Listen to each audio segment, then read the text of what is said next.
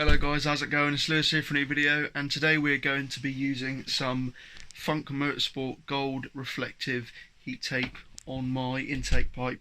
And the reason being is because the intake pipes on these cars are literally situated right above the manifold, so they're prone to quite a lot of heat soak. Now Funk claim that this particular tape can reflect up to 80% of radiant heat, which is a ton of heat, so we're going to give this stuff a try today. I know it's going to be tedious, it's going to take a while to do, but I'm really looking forward to just doing it because I love doing stuff like this. Without further ado, I'm going to show you guys the pipe, and I'm also going to show you something that I'm considering changing on the car temporarily until summer comes back around again. That's the crossover pipe all off. One thing that's quite interesting is that this mushroom filter is absolutely soaked, and the reason for that is because it's absolutely pissing it down outside. Well, I know why. It's because of the bonnet spacers that I've got on the car.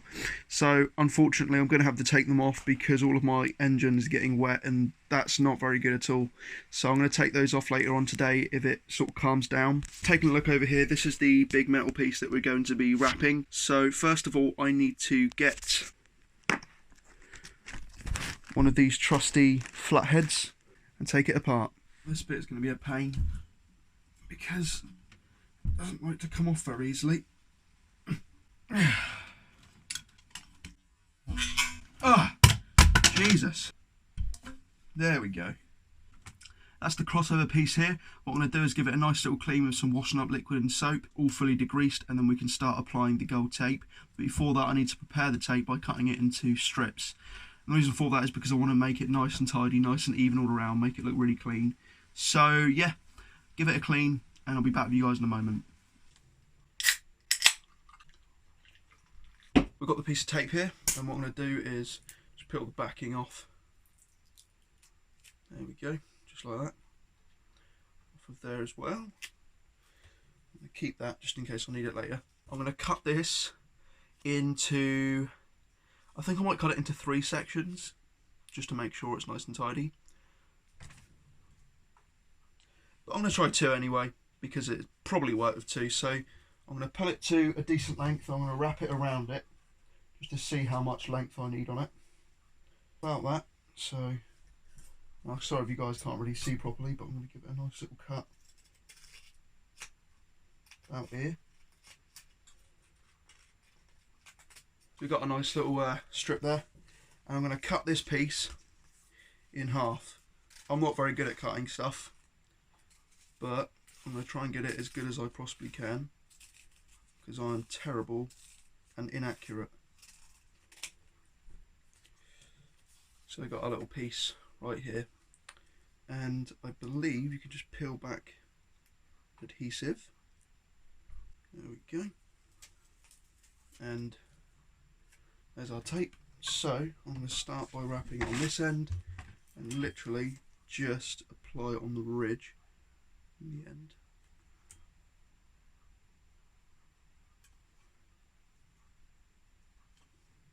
Like so.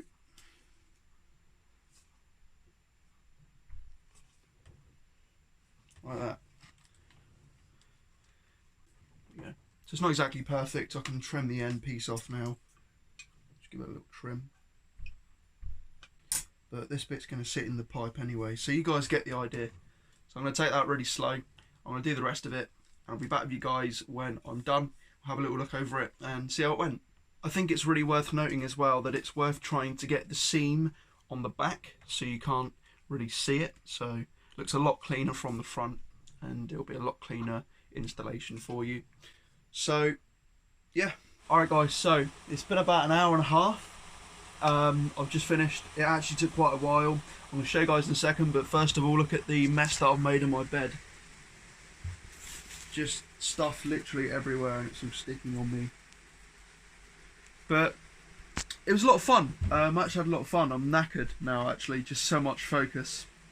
But we got there in the end, and I want to show you guys now how it came out. I'm really happy with it. So here's the finished product. Tried to take my time and make it all nice and tidy as much as I could. Obviously there's wrinkles down here from the corner, but you don't actually see that from on top, so that's fine. Got a little bit carried away and started doing this bit, but I don't think there's any point in me continuing with that because that's not going to do anything. I think it came out really nice, and We're going to put all the bits back together in a moment, but first of all, I also want to try and do it on my AirTech MAF housing and see how that turns out. So I'm going to give that a go now, and well, hopefully it turns out alright. Alright guys, so I've just finished doing the AirTech MAF housing, which came along really nicely again. So what I'm going to do now is put all the bits back together and show you how it all turned out. This is how she all looks. I'm probably going to take that bit off later on because that's kind of pointless. I think we're definitely going to be pushing away some heat with this. Made sure that I, got pretty much everything that I could. But yeah, big shout out to Funk Motorsport. I saw them on Lee Lockwood's YouTube video, and I also saw them at Goodwood Festival Speed, and I've seen their products and they look like they do some really awesome products, so I checked them out and I've wanted to get some of this stuff for a while, so I thought these guys were the best to go to. Only time will tell, but that being said, these guys know exactly what they're doing because they supply their heat management systems to a lot of sort of professional drifters and that sort of thing, as you guys can see. So this is their little lookbook. They got all of these turbo blankets, sleeving. So a lot of this stuff I want to give a good try, like this, which is sensor protectors, which I want to put on my O2 sensors. And this is the gold reflective tape that I'm using. You can also get silver tape, and you can get sheets too.